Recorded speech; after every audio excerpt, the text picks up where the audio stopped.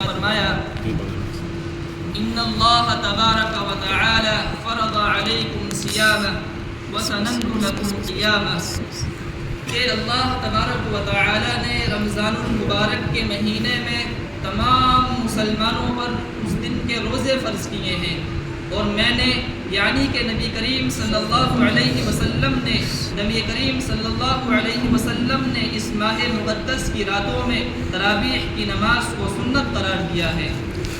دوستو، اس سنت کا نتیجہ یہ ہے کہ ہر صاحب ایمان کو روزانہ 20 رکعتیں زیادہ پڑھنے کی توفیق اللہ تبارک و تعالی کی طرف سے حاصل ہو رہی ہوتی ہے، اور 20 رکعتوں کا مطلب یہ ہے کہ ہر صاحب ایمان کو روزانہ 40 سجدے زیادہ کرنے کی توفیق اللہ تبارک و تعالی کی طرف سے حاصل ہو رہی ہوتی ہے۔ اور اگر مہینے کو 30 دنوں کا شمار کریں تو ہر صاحب ایمان کو، ہر مسلمان کو اللہ تبارک و تعالی ایک مہینے میں 1200 سجدے زیادہ کرنے کی توفیق دے رہا ہوتا ہے۔ تو اللہ تبارک و تعالی کا بے پناہ احسان ہے کہ اس نے ہمیں اور آپ کو تراویح کے اندر قرآن کریم کو ختم کرنے کی سعادت بخشی۔ جب بندہ کسی کی بات سنتا ہے تو سنانے والے کو اس پر فخر ہوتا ہے۔ جیسے آپ لوگ میری بات کو سماعت فرما رہے ہیں، آپ نے مجھے اس لائق سمجھا کہ میری بات سن رہے ہیں، تو اس پر مجھے فخر ہے اور میں اس پر آپ کا شکریہ ادا کرتا ہوں۔ بالکل اسی طرح بلکہ اس سے بھی اچھے انداز میں آپ تمام لوگوں نے نماز تراویح میں قرآن کریم کو سنا، اللہ کے سامنے کھڑے ہو کر ہاتھ باندھ کر اور ادب اور تعظیم کے ساتھ اللہ تبارک و تعالیٰ کے کلام کو سنا ہے، تو سوچئے اللہ تبارک و تعالیٰ کا آپ پر کتنا بڑا احسان ہوگا۔ اللہ تبارک و تعالیٰ آپ تمام کو کتنے اجر و انعام سے نوازے گا۔ اللہ تبارک و تعالیٰ آپ سے کس قدر خوش ہوگا۔ تو سب سے پہلے میں آپ تمام کو مبارکبادی دیتا ہوں۔ آپ تمام لوگ مبارکبادی کے مستحق ہیں، آپ تمام لوگ خوش نصیبی کے مستحق ہیں کہ اللہ تبارک و تعالی نے ہم تمام کو اپنے کلام کے سننے کی توفیق عطا فرمائی۔ اللہ کی توفیق کے بغیر کچھ نہیں ہوتا۔ اللہ توفیق نہ دے، آپ اپنے محلے کا سروے کیجئے، اپنی بستی کا آپ سروے کیجئے، اپنے عزیز و اقارب میں، رشتہ داروں میں، محلے داروں میں گھومیے پھریے، آپ کو یقیناً ایسے لوگ مل جائیں گے جنہوں نے ابھی تک ایک بھی تراویح نہیں پڑھی ہوگی۔ آپ کو اس نیکیوں والے مہینے میں، نیکیوں کے سیزن والے مہینے میں، جس میں شیطان کو قیدی اور بندی بنا لیا جاتا ہے، اس مہینے میں بھی ایسے لوگ آپ کو یقیناً مل جائیں گے جس نے ابھی تک ایک بھی روزہ نہ رکھا ہوگا، قرآن کریم کے کسی ایک سپارے کی آیت نہ پڑھی ہوگی۔ اللہ تبارک و تعالی نے ہم تمام کو تراویح کے اندر قرآن کریم کو ختم کرنے کی، اس کو پڑھنے کی، اس کو سننے کی سعادت بخشی ہے۔ یہ اللہ تبارک و تعالی کی توفیق سے ہوا ہے۔ اگر کوئی شخص یہ کہتا ہے کہ میں نے اپنی محنت سے، اپنے کمال سے از خود تراویح پڑھ لی، تو وہ بے وقوف شخص ہے۔ کسی انسان کے پاس دنیا جہان کی نعمتیں ہوں، اس کا خاندان اچھا ہو، خاندانی بیک گراؤنڈ ہو، مال و دولت کا انبار ہو، دنیا جہان کی اس کے پاس قیمتی چیزیں ہوں، لیکن اللہ تبارک و تعالیٰ کی توفیق نہ ہو تو وہ شخص مسجد میں آ کر ایک سجدہ نہیں کر سکتا۔ اللہ تبارک و تعالیٰ قرآن مقدس کے اندر ارشاد فرماتا ہے ثم اورثنا الکتاب الذین اصطفینا من عبادنا، کہ ہم نے اپنی کتاب کا وارث بنایا اپنے بندوں میں سے ان بندوں کو جن کو ہم نے چنا ہے، جن کو ہم نے انتخاب کیا ہے، جن کو ہم نے منتخب کیا ہے، جن کو ہم نے سلیکٹ کیا ہے، ان تمام کو ہم نے اپنی کتاب کا وارث بنایا۔ معلوم یہ ہوا کہ اللہ کی عطا کے بغیر، اللہ کی نوازش کے بغیر، اللہ کے فضل و کرم کے بغیر دنیا جہان کا کوئی انسان اللہ کے گھر میں آ کر اس کی توفیق کے بغیر اللہ کی کتاب کو، اللہ کے کلام کو نہیں سن سکتا۔ اللہ تبارک و تعالی فضل نہ فرمائے تو دنیا جہان کا کوئی شخص اللہ کے گھر میں آ کر سر بسجود نہیں ہو سکتا ہے۔ اگر اللہ تبارک و تعالی ہم تمام پر اپنی نوازش نہ کرتا تو کوئی شخص مسجد میں آ کر تراویح میں کھڑے ہو کر قرآن کریم کو سماعت نہیں کر سکتا ہے۔ یہ نظام اللہ کا ہے، یہ بزم اس نے سجائی ہے، اور یہاں ہر ایک کا انتخاب فرمایا۔ کسی کو حفظ قرآن کی دولت سے نوازا اور اس کو مصلی پر کھڑا کر دیا، یہ اللہ کا انعام ہے، اور کسی کو سماعت قرآن کی دولت سے نواز کر اس کو بحیثیت سامع اور بحیثیت مقتدی امام کے پیچھے کھڑا کیا تو یہ بھی اللہ تبارک و تعالی کا انعام ہے۔ اللہ تبارک و تعالی منتخب فرماتا ہے، کسی کو کسی کام کے لیے منتخب فرماتا ہے اور کسی کو کسی کام کے لیے منتخب فرماتا ہے۔ الذین اصطفینا من عبادنا، ہم چنتے ہیں، ہم سلیکٹ کرتے ہیں، ہمارے چننے کے بغیر، ہمارے سلیکٹ کرنے کے بغیر کسی کو کسی عبادت کی توفیق نہیں ہو سکتی ہے۔ دنیا جہان کا کوئی شخص اگر یہ چاہے کہ وہ اپنی دولت کو خرچ کر کے اس دولت کے حصول کو، اس عبادت کے حصول کو ممکن بنا سکتا ہے تو یہ قیامت تک ممکن نہیں ہے۔ دنیا جہان کی ساری دولتیں جمع کی جائیں اور پھر ان کو خرچ کر دیا جائے، اور پھر دنیا جہان کا کوئی شخص یہ چاہے کہ وہ اپنی دولت کی بنیاد پر، اپنی شہرت کی بنیاد پر، اپنے پیسے کی بنیاد پر قرآن کریم کو حفظ کر لے گا، یا یوں کہیے کہ وہ امام صاحب کے پیچھے کھڑے ہو کر اپنی محنت سے قرآن کریم کو سن لے گا، تو میرے دوستو یہ قیامت کی صبح تک ممکن نہیں ہے۔ کیوں؟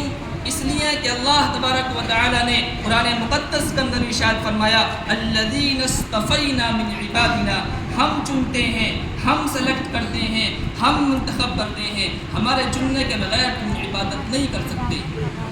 میرے دوستو یہ نظام آج کا نہیں ہے، یہ نظام بہت پرانا ہے، بہت قدیم نظام ہے۔ نبی پاک علیہ السلام کے اصحاب پر، حضور کے دیوانوں پر، حضور کی مجلس میں بیٹھنے والوں پر، حضور کے اقربا پر، حضور کے پڑوسیوں پر اور حضور کے شہریوں پر اور ہر اس فرد بشر پر نظر دوڑائیے جو مکے میں محمد عربی صلی اللہ علیہ وسلم کی موجودگی میں نبی پاک علیہ السلام کا دیدار کرنے والا ہے۔ اس زمانے کو پانے کی کوشش کیجئے، تصورات کی دنیا میں جائیے اور مکہ المکرمہ کا سفر کیجئے، سرزمین حجاز پر قدم رکھیے، سرزمین حجاز پر قدم رکھیے تو آپ دیکھیں گے ایک طرف ابو جہل ہے، ایک طرف عمر فاروق رضی اللہ تعالی عنہ ہے، ایک طرف ابو لہب ہے، عتبہ ہے، شیبہ ہے، ایک طرف بلال حبشی ہیں، سلمان فارسی ہیں، صہیب رومی ہیں، ایک طرف صحابہ کا مجمع ہے، ایک طرف کفار مکہ ہیں۔ کفار مکہ میں ایک کے بعد ایک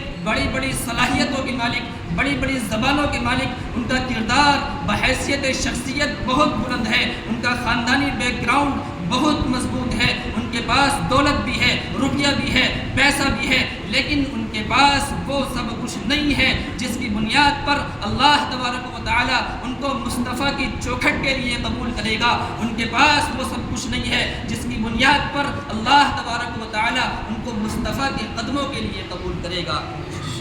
چنانچہ یہ نظام ابتدا سے چلتا آ رہا ہے۔ الذین اصطفینا من عبادنا، اللہ تبارک و تعالی چنتا ہے، اللہ تبارک و تعالی منتخب فرماتا ہے۔ اگر کوئی شخص اپنی دولت کی بنیاد پر، اپنی شہرت کی بنیاد پر، اپنے بڑے ہونے کی بنیاد پر، اپنے خاندان کی بنیاد پر کوئی شخص یہ چاہے کہ میں حفظ قرآن کو، اللہ تبارک و تعالیٰ کے کلام کو اپنے سینے کے اندر محفوظ کر لوں گا، کوئی شخص یہ چاہے کہ میں اللہ تبارک و تعالیٰ کے اس کلام کو تراویح کے اندر سن لوں گا، تو میرے دوستو آپ بھول بھلیوں میں سفر کر رہے ہیں، آپ تخیلات کی دنیا میں گم ہے۔ یہ روپے اور پیسے سے، خاندانی بیک گراؤنڈ سے، عہدے سے، مال و منال سے حاصل ہونے والی کوئی چیز نہیں ہے۔ یہ دولت کی بنیاد پر حاصل نہیں ہوتی، یہ روپے اور پیسے کی ریل پیل کرنے کے بعد حاصل ہونے والا کوئی آفر اور کوئی عہدہ نہیں ہے، بلکہ یہ اللہ کی عطا پر منحصر ہے۔ اللہ جس کو توفیق دیتا ہے وہ اللہ کے حضور میں سجدہ ریز ہوتا ہے، یہ اللہ کی نوازش پر منحصر ہے۔ اللہ تبارک و تعالی جس کو نوازتا ہے اس کو عبادت کی توفیق ہوتی ہے، یہ اللہ تبارک و تعالی کے فضل و کرم پر منحصر ہے۔ اگر اللہ تبارک و تعالی نہ چاہے تو کوئی شخص اللہ کے گھر میں آ کر کسی ایک رکعت کا، کسی سجدے کا، اس کو اللہ تبارک و تعالی توفیق نہیں دے سکتا۔ پھر لوگ نماز نہ پڑھ کر، تراویح نہ پڑھ کر، قرآن کریم کو نہ پڑھ کر، روزے نہ رکھ کر یہ کہتے ہیں کہ میں روزے نہیں رکھ رہا، میں تراویح نہیں پڑھتا، میں نماز نہیں پڑھتا۔ ہم ہوتے کون ہیں تراویح نہ پڑھنے والے؟ ہم ہوتے کون ہیں روزے رکھنے والے؟ ہم ہوتے کون ہیں اللہ کے حضور میں سجدہ نہ کرنے والے؟ اصل یہ ہے، حقیقت یہ ہے کہ اللہ تبارک و تعالی ہمیں توفیق ہی نہیں دیتا۔ اللہ تبارک و تعالی ہم سے اس قدر ناراض ہوتا ہے کہ ہمارے کانوں تک آواز تو آتی ہے لیکن ہمارے دل میں اس کا اثر نہیں ہوتا۔ الذین اصطفینا من عبادنا، اللہ چنتا ہے، اللہ منتخب فرماتا ہے، اللہ سلیکٹ کرتا ہے۔ چنانچہ انتخاب کیا گیا، سرزمین حبشہ کے ایک شخص کو اٹھا کر مکے بھیجا گیا، پھر اس نے غلامی کے ایام گزارے، پھر جفاکشی کے دور سے گزرتا ہے۔ اللہ جی ہاں، یہ وہی بلال حبشی ہیں جو مکے کی سرزمین کے باشندے نہیں ہیں، آپ صلی اللہ علیہ وسلم کے کوئی رشتہ دار نہیں ہیں، لیکن اللہ کہہ چکا ہے الذین اصطفینا من عبادنا، ہم نے بلال کو چنا ہے، ہم نے بلال کو پسند کیا ہے، ہم نے بلال کو منتخب کیا ہے۔ اللہ تبارک و تعالی جس کو چنتا ہے اس کو عبادت کی توفیق ہوتی ہے۔ اللہ رد کرنے پر آئے، اللہ ریجیکٹ کرنے پر آئے تو اللہ نے ابو جہل کو رد کیا، عمر ابن خطاب کا انتخاب کیا، اللہ نے ابو لہب کو رد کیا، عتبہ کو رد کیا، شیبہ کو رد کیا، اللہ نے ان تمام کو رد کیا، ان تمام کو ریجیکٹ کیا۔ جب وہ رد کرنے پر آتا ہے تو وہ ان تمام کو رد کر دیتا ہے۔ یہ محمد عربی صلی اللہ علیہ وسلم کے خاندانی ہیں، یہ محمد عربی صلی اللہ علیہ وسلم کے رشتہ دار ہیں، ان کے پاس روپیہ بھی ہے، پیسہ بھی ہے، ان کا کردار بھی بحیثیت شخصیت بہت بلند ہے، ان کے پاس دنیا جہان کی قیمتی چیزیں ہیں، لیکن ان کے پاس، ان کے سینوں میں، ان کی زبانوں میں، ان کے کرداروں میں وہ سب کچھ نہیں ہے۔ اور یوں کہا جائے تو بات غلط نہ ہوگی، ان کی تقدیر میں اللہ نے وہ سب کچھ نہیں رکھا تھا جو بلال حبشی کی تقدیر میں رکھا تھا۔ چنانچہ انتخاب کیا گیا بلال حبشی کا، سرزمین حبشہ کے ایک شخص کو اٹھا کر مکے بھیجا گیا، پھر اس نے غلامی کے ایام گزارے، پھر دن گزرتے گئے، پھر ابو بکر کے واسطے سے رضی اللہ تعالی عنہ ان کو مصطفیٰ کے قدموں کے لیے منتخب کیا گیا، چنا گیا، سلیکٹ کیا گیا۔ بالآخر اللہ تبارک و تعالی نے بلال حبشی کے لیے یہ انعام پہلے سے رکھا تھا۔ تو آج ہم سب بھی اللہ تبارک و تعالی کے منتخب بندے ہیں۔ اللہ تبارک و تعالی جب منتخب کرنے پر آتا ہے، جب پسند کرنے پر آتا ہے تو وہ دور حبشہ سے ایک شخص کو مکے لاتا ہے۔ جب وہ پسند کرنے پر آتا ہے تو سلمان کو فارس سے لاتا ہے۔ جب وہ پسند کرنے پر آتا ہے، جب وہ منتخب کرنے پر آتا ہے، جب وہ سلیکٹ کرنے پر آتا ہے تو وہ صہیب کو روم سے لاتا ہے۔ اور جب وہ محروم کرنے پر، دھتکارنے پر اور ریجیکٹ کرنے پر آتا ہے تو گھر کے اندر موجود اس چچا کو محروم کر دیتا ہے جس نے آپ صلی اللہ علیہ وسلم کی محبت، آپ کی معاونت اور آپ کے ساتھ جانثاری میں کسی قسم کی کوئی کسر باقی نہیں رکھی تھی۔ جی ہاں، یہ کردار زندہ کیا جناب ابو طالب نے۔ اللہ تبارک و تعالی نے ان کو گھر کے اندر رہتے محروم کر دیا۔ تو آج اللہ تبارک و تعالی نے ہم تمام کو بھی منتخب کیا ہے اپنے کلام کو، اپنی کتاب کو پڑھنے کے لیے اور سننے کے لیے۔ یہ اللہ تبارک و تعالی کا انعام ہے۔ ہم کچھ نہ تھے، اللہ نے ہمیں اتنی بڑی دولت سے نوازا، اتنی بڑی دولت سے نوازا کہ جس کا تصور ہم اور آپ اس رہتی دنیا میں نہیں کر سکتے۔ ہم سے بہتر بہت سے لوگ ہو سکتے تھے، جیسا کہ میں نے شروع میں بتایا، جن کا خاندانی بیک گراؤنڈ ہم سے بہت زیادہ مضبوط ہو سکتا ہے اور جو ہم سے زیادہ پرسنالٹی میں اچھے ہو سکتے ہیں، جو بڑے باپ کے بیٹے سمجھے جاتے ہوں اور جن کی زبان میں سلاست ہو، ان کے پاس مال و دولت ہو، وہ ہو سکتے تھے، لیکن اللہ تبارک و تعالی نے ہم گناہگاروں کو پسند فرمایا۔ اس پر ہم اللہ تبارک و تعالی کا لاکھ نہیں کروڑوں اربوں بار شکریہ ادا کرتے ہیں۔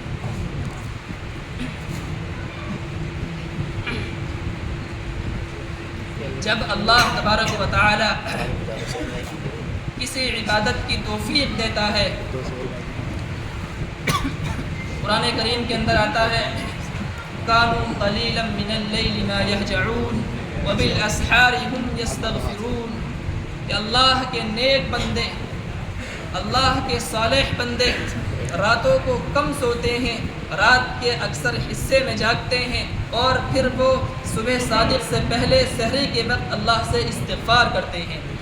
حضرت عائشہ رضی اللہ تعالی عنہا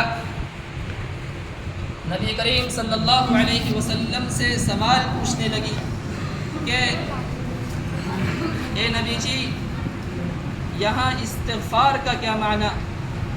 استغفار تو گناہ پہ ہوتا ہے، استغفار تو جب کوئی خطا سرزد ہو جاتی ہے تب استغفار کرتے ہیں۔ اللہ کے نیک بندے پوری رات جاگتے ہیں، پھر وہ صبح کو اللہ سے استغفار بھی کرتے ہیں، اس کا کیا مطلب ہو سکتا ہے؟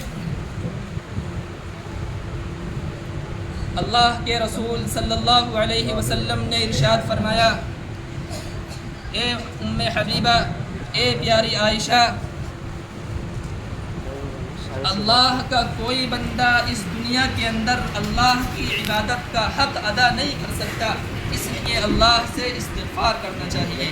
آپ صلی اللہ علیہ وسلم راتوں کو اکثر جاگا کرتے تھے اور نماز